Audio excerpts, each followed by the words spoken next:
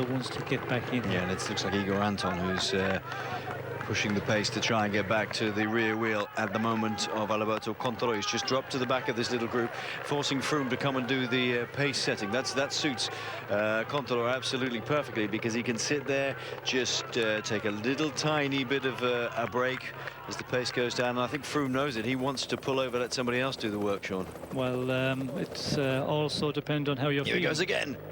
Here he goes again, and that's a big one. That's a stinging little dig there. Joaquin Rodriguez will be able to go with that one. Who can? Whoop, Froome's distanced.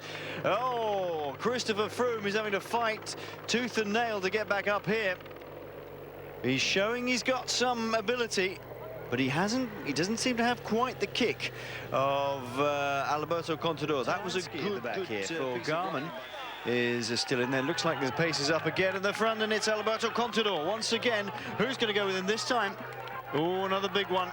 It's Joaquin Rodriguez and Valverde fighting for this one. Froome, he's just having to sit in the saddle and pedal as hard as he can, Sean. He hasn't got the ability today, on this particular mountain today, to be able to get out the saddle and match those pedal strokes. No, and the interesting one in the Tour of France, Froome was the one that was able to put in that little bit more acceleration. We see him on occasion, but here it's a different situation with Contador. We know the way he can just put in these really explosive attacks, and Froome for the moment, you know, he's just allowing the gap to open 5-6 bike lengths at times, and then coming back at his own pace again. He's, you know, he's a danger man on this hill. Oh, look at the way Contador can respond. He's just going to go flying past him, and Anton looks at him and goes, I can't do anything about that.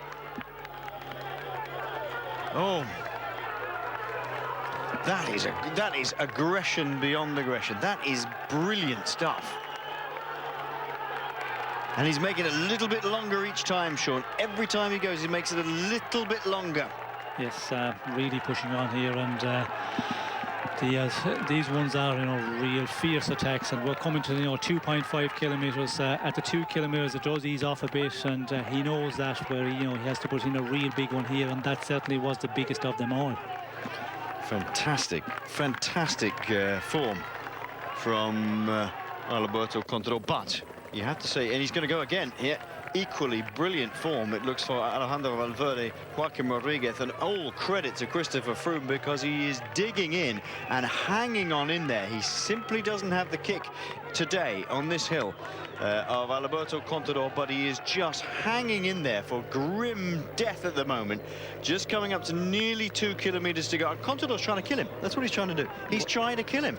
Yes, well, he sees that he has him in a bit of difficulty, and you know, he is really pushing on here, and we can see Froome, of course, he will get back in here, because now we're coming to 2 kilometers. The aggression of Alberto Contador sort of infected everybody else here.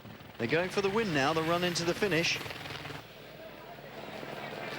300 meters to go, and it's Joaquin Rodriguez who's going for the sprint win and the 20 seconds bonus. Valverde's in slightly better position if he can get around him.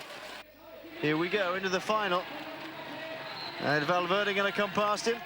Oh, that's close. Not sure who that was.